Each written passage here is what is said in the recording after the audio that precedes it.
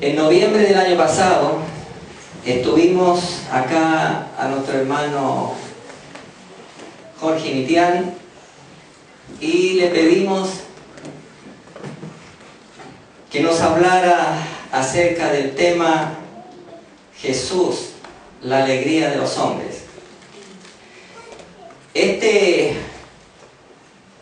Esta frase, Jesús, la alegría de los hombres, es el título de un libro que escribió un pastor de Brasil, un libro de mucha bendición. Y Jesús es la vida y debe ser la vida de todos los seres humanos, no tan solo de los hombres, de las mujeres, de los ancianos, de los niños. Jesús, la vida. Y esa vida es alegría. La vida de Cristo es la alegría. Y Dios usó maravillosamente a Jorge y él nos recordó la importancia del querigma apostólico, o sea, el anuncio de Cristo.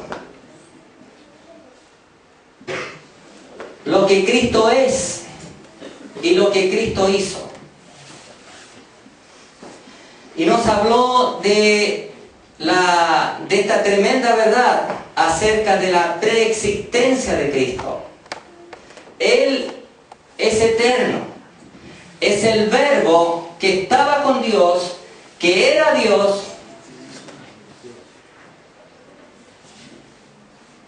Él era en el principio con Dios.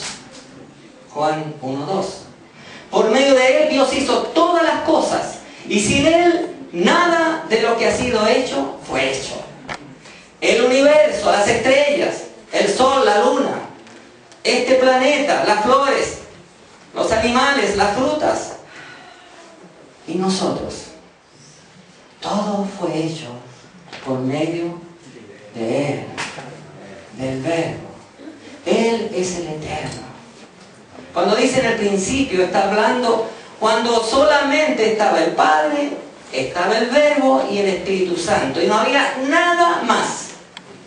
La preexistencia de Cristo, la encarnación de Cristo, como aquel Verbo se hizo carne y habitó entre nosotros, y vimos su gloria, dice Juan, gloria como el unigénito del Padre, lleno de gracia,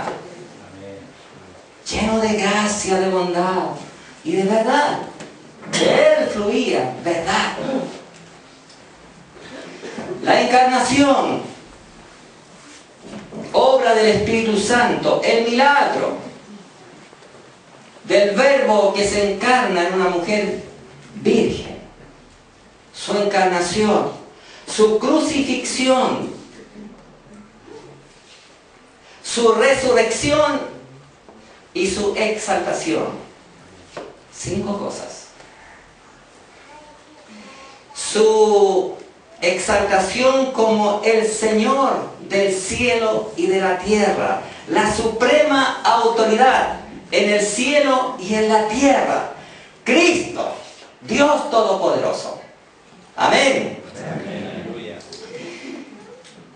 Y en la cruz, nos recordaba Jorge, ocurrieron cosas. Una del aspecto visible, cosas que ojos vieron, que oídos escucharon. Muchos fueron testigos de lo que aconteció en la cruz. Cómo el Hijo de Dios fue colgado, clavado en una cruz desde las 9 de la mañana hasta las 3 de la tarde. Pero también Él nos recordó que hubieron cosas que sucedieron en el plano invisible y que Dios promete en la Escritura que son cosas que ojos no vieron y oído no escucharon cosas que Dios tiene preparado para revelarlas. Y esas cosas nos fueron reveladas a nosotros, dice Pablo. Y a través de Pablo y de los demás apóstoles, hasta la iglesia de hoy día. Y las cosas invisibles que ningún ojo vio, tiene que ver con el testimonio de Dios. De las cosas que ocurrieron en la cruz, en el plano invisible, y que solamente Dios fue testigo, que es lo que dice la palabra en 1 Corintios 2, versículo 1. ¿Y qué fue lo que ocurrió en el plano invisible? Que Dios en Cristo quitó el pecado del mundo. Nuestra vieja naturaleza, o la naturaleza humana caída, fue crucificada con Cristo. Él venció a Satanás y todos sus demonios en la cruz en favor de la iglesia. Quitó el velo se rasgó, lo que separaba, lo que impedía que el hombre llegara directamente a la presencia de Dios, como era la relación de Adán antes del pecado. Quitó esa separación y ahora en Cristo podemos llegar directamente en el momento que queramos a la presencia de Dios. Y quitó la pared intermedia, la separación entre judíos y el pueblo pagano, haciendo de los dos un solo pueblo. Y por extensión, dice la palabra que hizo la paz en Cristo, tanto lo del cielo y de la tierra. Y finalmente habrá una nación, los hijos de Dios y el mundo angélico. Amén. Entonces en el plano invisible ocurrió que Cristo quitó el pecado del mundo, crucificó al viejo hombre, venció al diablo, quitó lo que nos separaba y podemos tener acceso directo a Dios, y derribó la enemistad entre los hijos de Dios y los paganos, o los judíos y los no judíos, haciendo de ambos un solo pueblo, o sea, unidad, una sola familia. Aleluya. Juan 1, 29 dice: el siguiente día vio Juan a Jesús que venía a él, y dijo: he aquí el Cordero de Dios que quita el pecado del mundo. He aquí el Hijo de Dios, el ungido de Dios, que quita el pecado del mundo. Es una frase tan sencilla, pero si pudiéramos que Dios nos revelara, y esa es mi carga, que Dios nos pudiera revelar la implicancia de esto. ¿Qué significa que Él quitó el pecado del mundo? ¿Qué significa eso? Y quiero hablar, ¿qué es pecado? ¿Cómo es el pecado? Los efectos del pecado. ¿Y cómo reacciona Dios ante el pecado? ¿Qué es el pecado? Génesis capítulo 3 es un pasaje muy conocido. Y tratemos de ubicarnos en ese contexto. Un mundo maravilloso. Quizás no hay palabra que le calce. Podemos hablar del paraíso, pero yo creo que nuestra imaginación nunca va a llegar hacer justicia a esa realidad. Un jardín grandioso, miles de árboles frutales con frutas exquisitas, el pasto, la tierra, era alfombra. Los pies de Adán y Eva, si pudiéramos ver sus pies, maravillosos, sin callitos, porque era todo perfecto. Eva no tenía pintura en las manos, pero sus uñas eran preciosas.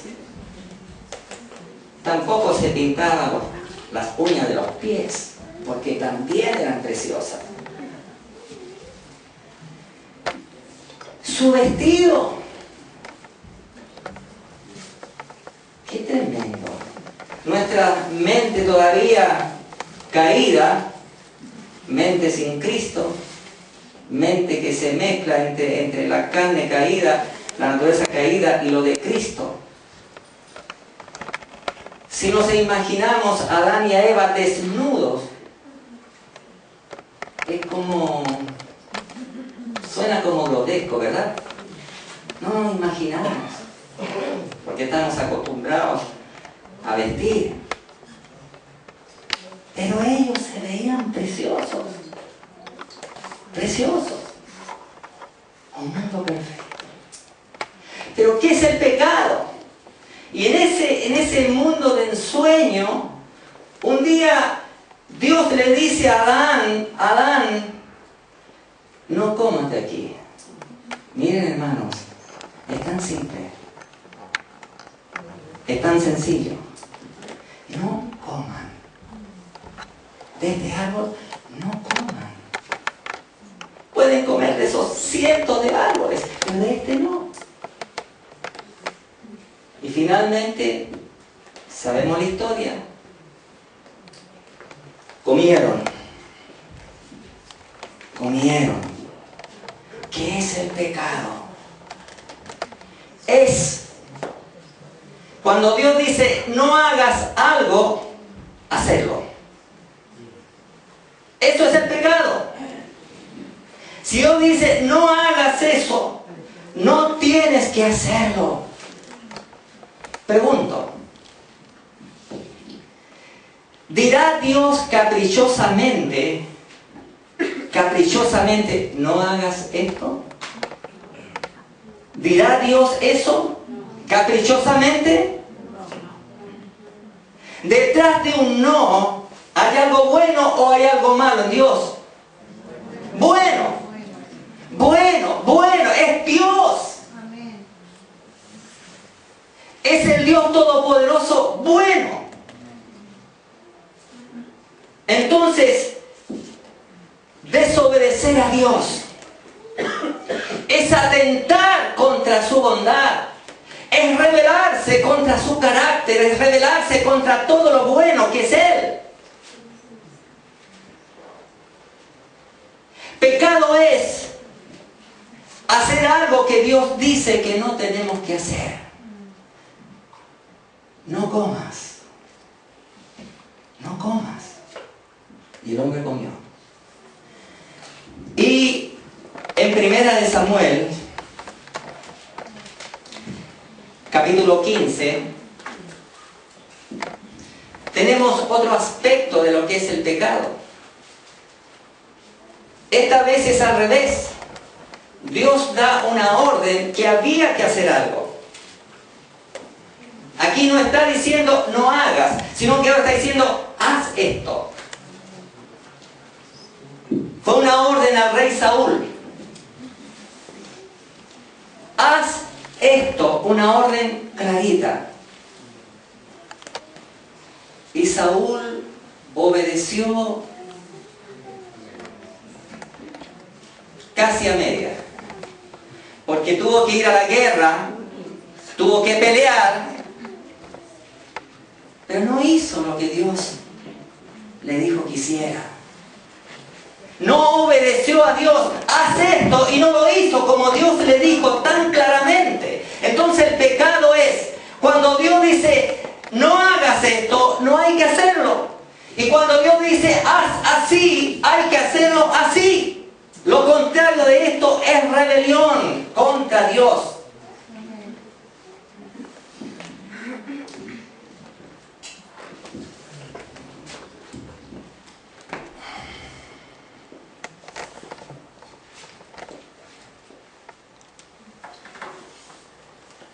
Ahora, sabemos lo que es el pecado. ¿Queda claro lo que es pecado? Cuando Dios dice no, es no. Y cuando Dios dice hay que hacer así, hay que hacer así. De paso, hermanos, está claro que esto es, nosotros podemos hacerlo porque estamos en Cristo, nacidos de nuevo, tenemos el Espíritu Santo, podemos. No cuando Dios dice no, y sí cuando Dios dice sí. Podemos. ¿Podemos? Amén. Podemos. Podemos fallar, nos arrepentimos, pero finalmente vamos a triunfar en aquello que compete. Entonces, ¿cómo es el pecado? Primero es, ¿qué es el pecado? ¿Cómo es el pecado? El pecado es poderoso. El pecado es poderoso, es una ley. Romanos 8:2 dice, voy a partir del 1 porque me sé los dos seguidos. La computadora. Y ahora sabemos que no hay ninguna condenación para los que están en Cristo Jesús. Esto es, a los que no viven conforme a la carne, sino conforme al Espíritu. Versículo 2. Porque la ley del Espíritu de vida nos ha libertado de la ley ¿de qué? De la ley del pecado y de la muerte. De la ley del pecado. Es un poder.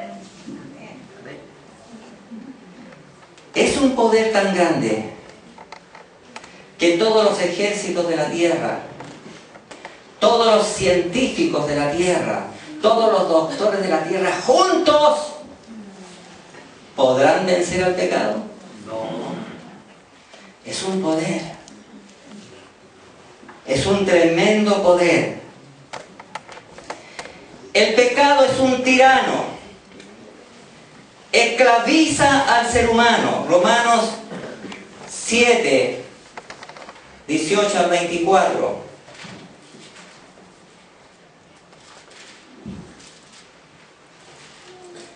Es un tirano terrible. Dice, del versículo 15, Romanos 7, 15 adelante. Porque lo que hago no lo entiendo. Pues no hago lo que quiero, sino lo que aborrezco, eso hago. Y si lo que no quiero, esto hago, apruebo que la ley es buena. De manera que ya no soy yo quien hace aquello, sino el pecado que mora en mí. Y yo sé que en mí, esto es en mi carne, no mora el bien. Porque el querer el bien está en mí, pero no el hacerlo. Porque no hago el bien que quiero, sino el mal que no quiero, eso hago. Y si hago lo que no quiero, ya no lo hago yo, sino el pecado que mora en mí. El pecado esclaviza al ser humano.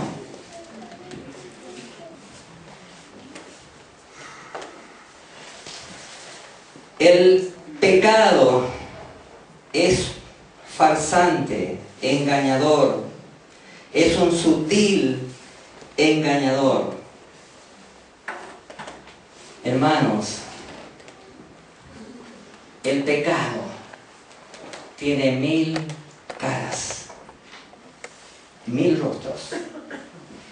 Es una una cantidad figurativa, pero me puedo quedar corto.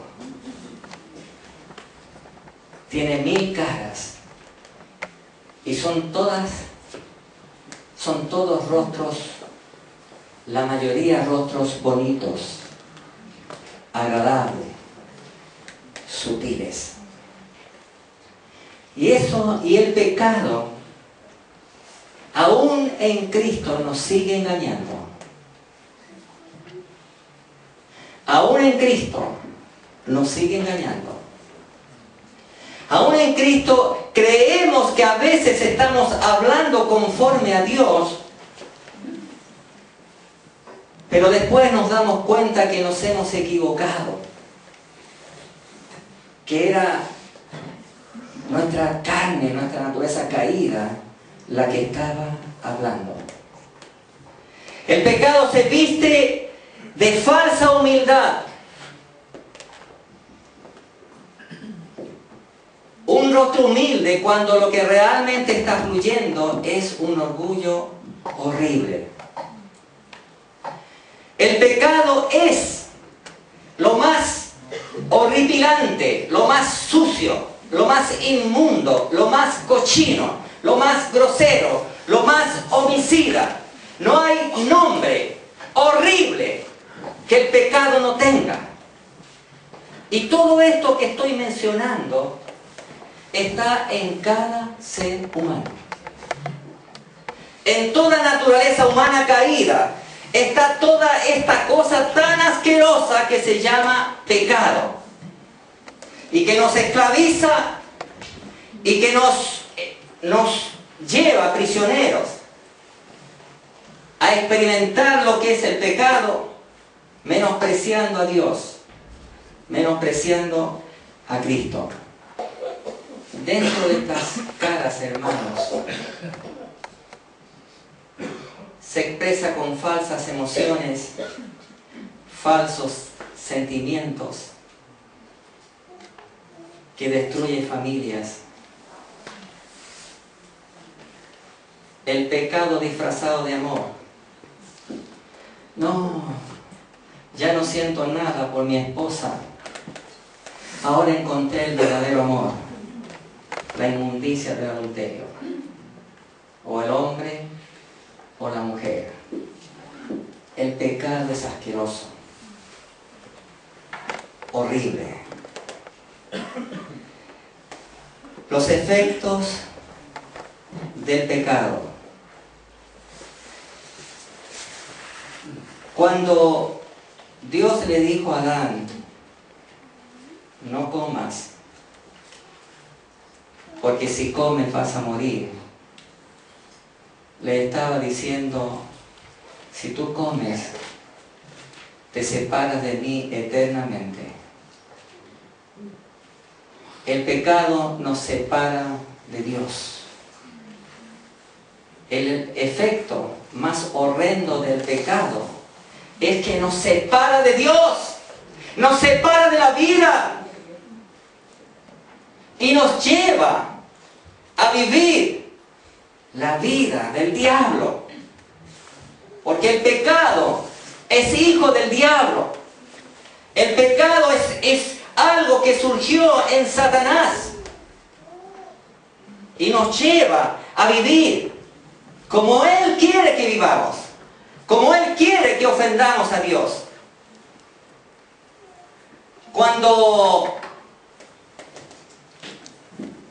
Cuando Satanás se presenta ante Dios en el libro de Job,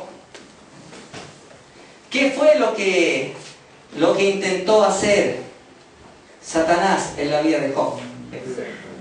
Todo lo que buscó el diablo fue que Job pecara contra Dios.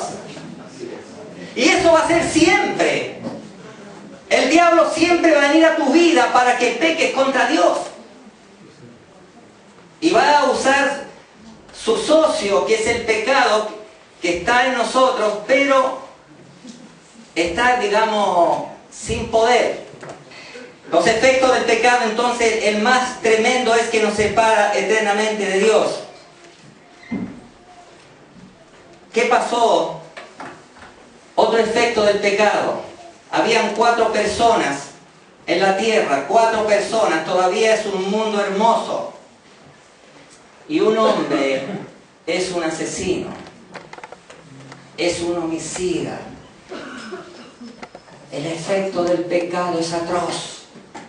Imagínense, Caín matando a su hermano de pura maldad, de pura maldad.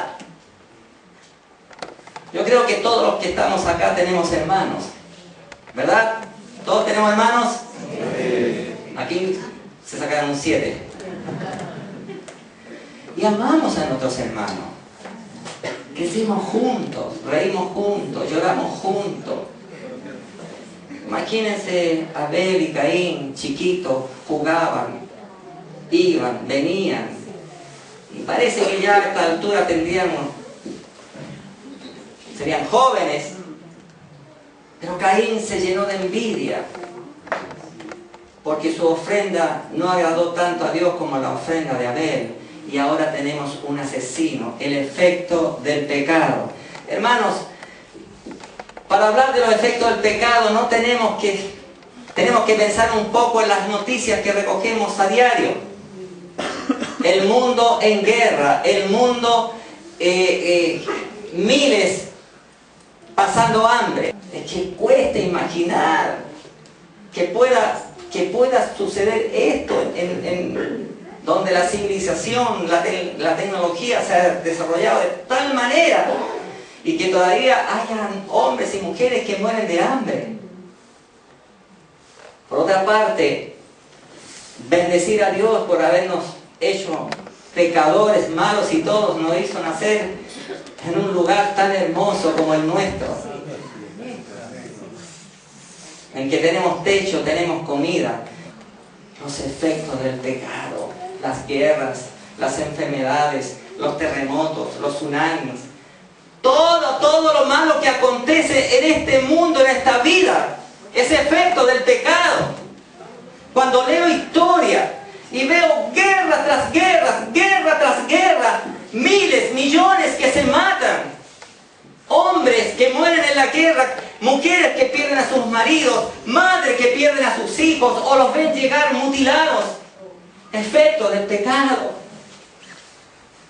Nos contaba un pastor argentino en la guerra de las Malvinas, casi llorando, decía: ¿saben ustedes lo que es ver un joven con una pierna menos? ¿Con un brazo menos? ¿Saben ustedes el dolor de un padre, una madre, que cuando va al patio ve a su hijo que se había salvado en la guerra, pero ahora que está colgado, se ha suicidado? Tengo entendido, hermanos, que murieron más personas que se suicidaron después de la guerra de los que murieron en la guerra. ¿Pueden entender eso? Y no tan solo argentinos, también ingleses se suicidaron, hermanos. Es que el pecado nos quiere llevar al infierno. El pecado, en alianza con Satanás, quiere llevar a todos los hombres, a todas las mujeres, al infierno. El pecado destruye familias, hogares, en fin, los efectos del pecado. ¿Cómo reacciona nuestro Dios ante el pecado? ¿Cómo reacciona Dios? Génesis 22 al 24, la primera reacción de Dios fue expulsar a Adán y Eva de su presencia. Vivían en una perfecta comunión con Dios. Y aquí nuevamente nunca vamos a dimensionar aquí en la tierra lo que era esa comunión. Yo creo que la mayoría de nosotros hemos tenido encuentro con Dios, encuentro con el Señor Jesucristo, donde se ha producido en nosotros una alegría, un gozo que es difícil describir. Pero ese gozo que hemos experimentado acá, yo creo que es un pálido reflejo de lo que era la comunión de Adán y Eva antes del pecado. No podemos dimensionar tampoco el terror que sintieron ellos y la vergüenza cuando escucharon la voz de Dios, la presencia de Dios, y huyeron a esconderse. Dios los echó de su presencia y ya jamás el hombre, el ser humano, podría entrar en comunión con Dios. Jamás podría, a menos que Dios viniera hacia ese encuentro con el hombre. ¿Se entiende? ¿Sí? Amén. Vemos acá en el huerto del Edén la primera reacción de Dios, y bueno, todos sabemos que pone ángeles para que estos nunca más vuelvan y tengan posibilidad de comer del árbol de la vida. Números, por el horario voy a dar las citas. Números 12, 1 al 10. Vemos cómo reacciona Dios ante el pecado del chisme. Aarón y María chismean contra Moisés. Números, capítulo 12, 1 al 10. Y ahí habla de furor de Jehová y el tirón de orejas para ellos. Y María, que queda llena de lepra.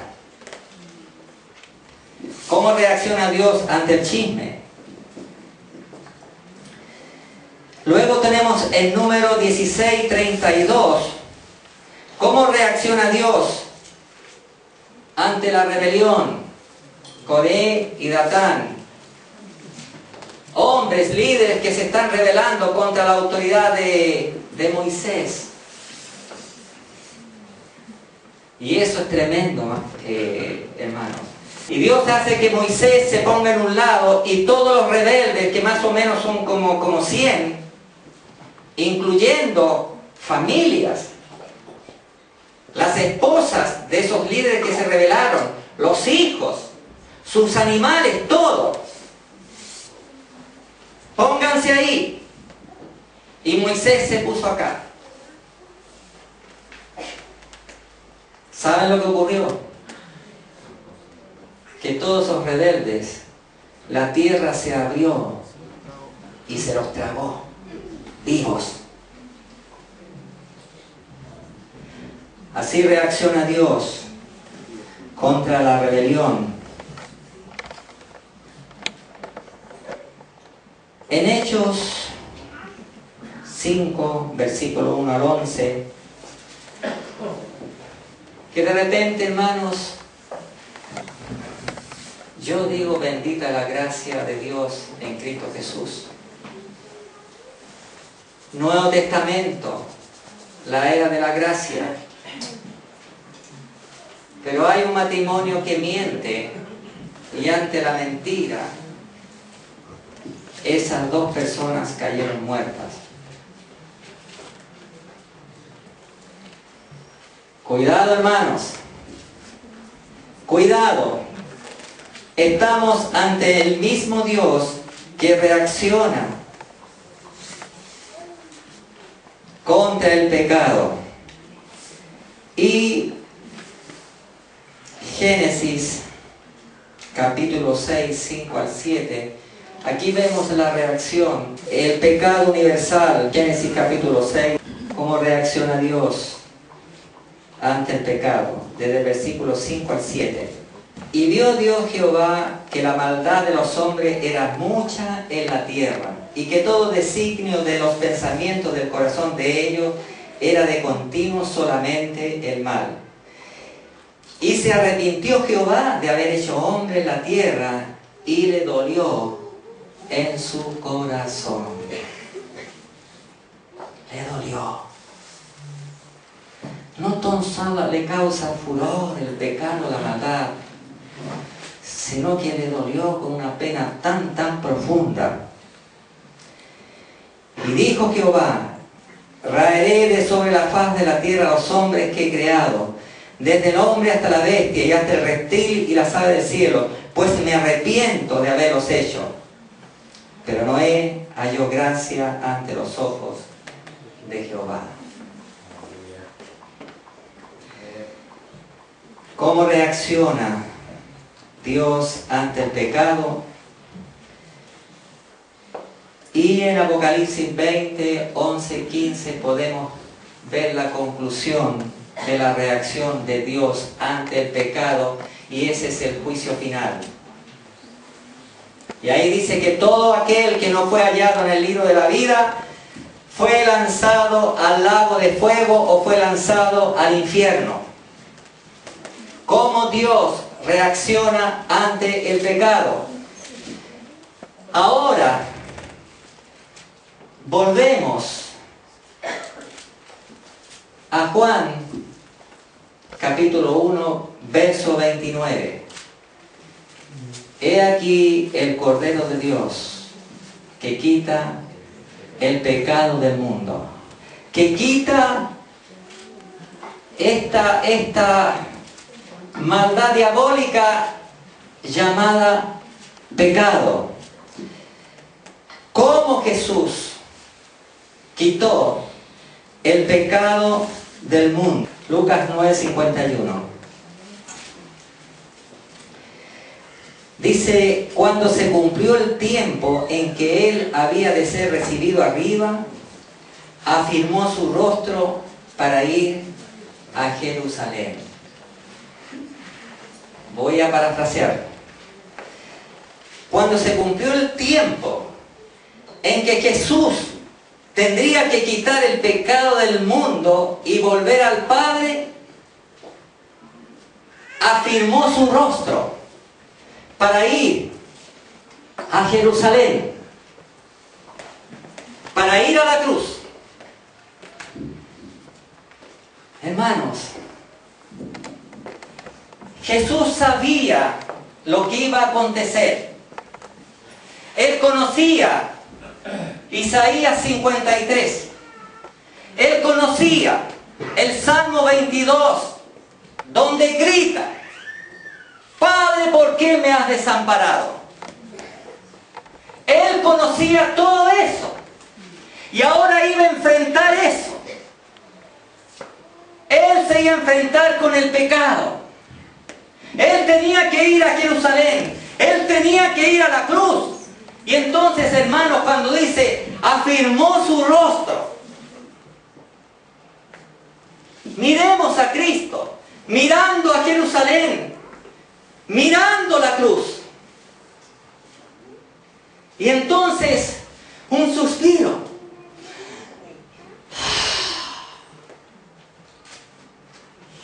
Determinación. Qué terrible. Afirmó su corazón. Allá voy. Allá voy. Lucas 22 nos muestra, hermanos, su preparación final para este encuentro tan definitivo.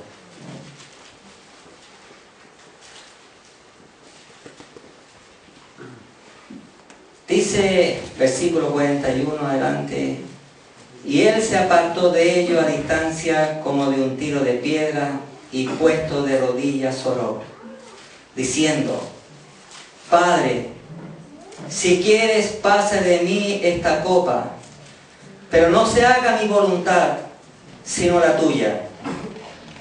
Y se le apareció un ángel del cielo para fortalecerle.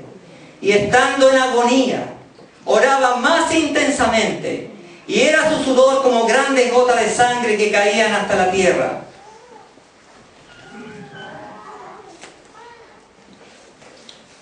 Padre,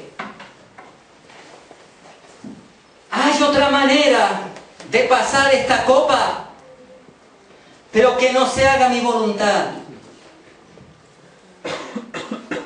Hermanos,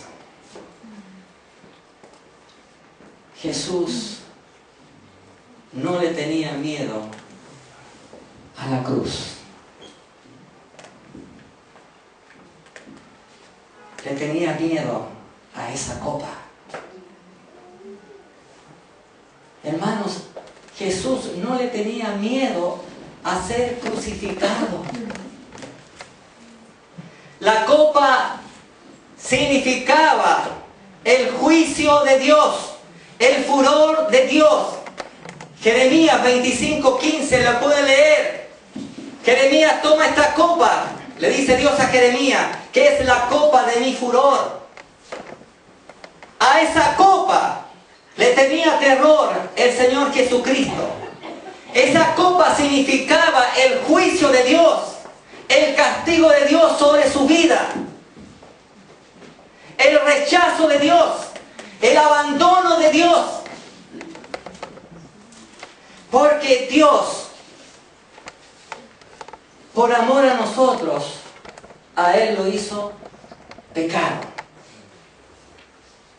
Porque el que colgaba en la cruz, Dios miraba al pecado. Y Dios tenía que castigar el pecado por Cristo. Cristo se hizo pecado por nosotros. Y a eso, ese era el terror de Jesús. El ser separado de su Padre. Por primera vez en su eterna existencia, el Verbo experimentaba el rechazo de Dios, el castigo de Dios, el abandono de Dios. Y según algunos teólogos, fue eso lo que destrozó su corazón. Para tratar de imaginar, porque hermanos, este tema me queda muy grande. Me queda muy grande. Y tratando de entender lo que se estaba viviendo en esa cruz, yo me imagino si dos tipos me están golpeando en el suelo, me están matando. Y más allá, a unos metros, está mi esposa y mis 3 hijos adultos. Y yo veo que ellos ven cómo me están golpeando y que me están matando. Pero ellos miran y en vez de hacer algo se van.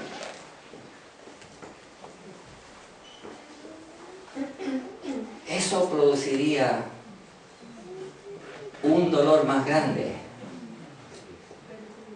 Más grande que esos golpes. Por lo que estaba viviendo. Y Jesús experimentó el rechazo de Dios, el abandono de Dios, el juicio de Dios.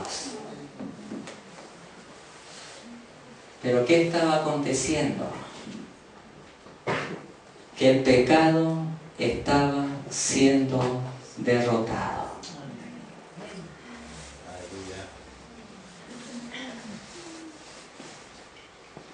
Él no tuvo el ser igual a Dios como cosa que aferrarse, sino que se despojó de sí mismo, tomando forma de siervo, de esclavo. Y estando en esa condición, semejante a los hombres, se hizo obediente. Se hizo obediente. ¿Qué es el pecado? Desobedecer a Dios. Rebelión. Pero Él, en las peores condiciones, el Hijo de Dios, siendo Dios, dejó de ser Dios para ser hombre. Dejó de su habilidad, podía haber evitado todo eso. Pero Él, siendo Dios, se quedó como hombre. se quedó como hombre, siendo Dios. Se quedó como hombre y se hizo obediente. En las peores condiciones se hizo obediente. Y en esa obediencia derrotó al pecado. Lo mató. Romanos, me gusta como lo dice Romanos 8, versículo 3. En efecto, la ley no pudo liberarnos porque la naturaleza pecaminosa anuló su poder. Por eso Dios envió a su propio Hijo en condición semejante a nuestra condición de pecadores, para que se ofreciera en sacrificio por el pecado. La Reina Valera lo dice así: porque lo que era imposible para la ley, por cuanto era débil por la carne, Dios enviando a su Hijo en semejanza de carne de pecado, y a causa del pecado, condenó al pecado en la carne. Ahí el pecado fue llevado esclavo. El pecado gritaba: peca, rebélate. Cuando el diablo usaba a los sacerdotes para burlarse de él: si eres hijo de Dios, desciende de la cruz. Podemos experimentar lo que Cristo experimentaba dentro de sí. Y Satanás y sus demonios asusándolo: rebélate. Porque no era tan solo los hombres. Ahí estaba el diablo y sus demonios asusando, pinchándolo a través de las burlas de esa gente. Pero él venció al pecado y al diablo. Lo derrotó en la cruz. Es horrible el pecado, pero Cristo lo derrotó. El duelo de los siglos, el enfrentamiento de los siglos, el vencedor, Jesucristo. Jesucristo quitó el pecado para todos aquellos que le creen a Dios. El testimonio de Dios dado en su Hijo. Este es mi Hijo amado, en Él crean. Este es mi Hijo amado, a Él obedezcan. Y podemos ahora vivir en esa libertad. Si el pecado, hermano, es tan horrible, ¿quién quiere vivir en pecado? ¿Quién quiere desobedecer a Dios? ¿Hay alguien en esta sala que quiera desobedecer a Dios? Si el pecado es tan horrible y de la manera que fue vencido fue porque el Verbo, el Hijo de Dios,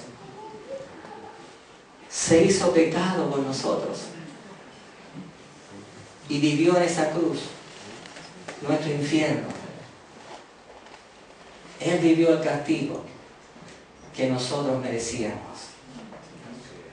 Entonces, hermanos, vivamos para Cristo. Vivamos para Él. Él es la vida. Hermanos, Él es la vida. Él es tu futuro. Él es tu destino. Es el destino de tus hijos pequeños, adolescentes. Es el destino el futuro de tus pequeños. Él es la vida. Pero eso es obediencia. Una gozosa obediencia. ¿Cómo no vamos a obedecer si todo lo que Él nos enseña es bueno? Todo está basado en el amor y en la justicia. Él se hizo obediente hasta la muerte y muerte de cruz por ti, por mí. Pero Dios lo resucitó al tercer día, le dio un nombre que es sobre todo nombre, y en Cristo tú y yo somos más que vencedores. Amén. Dar un aplauso grande a Él.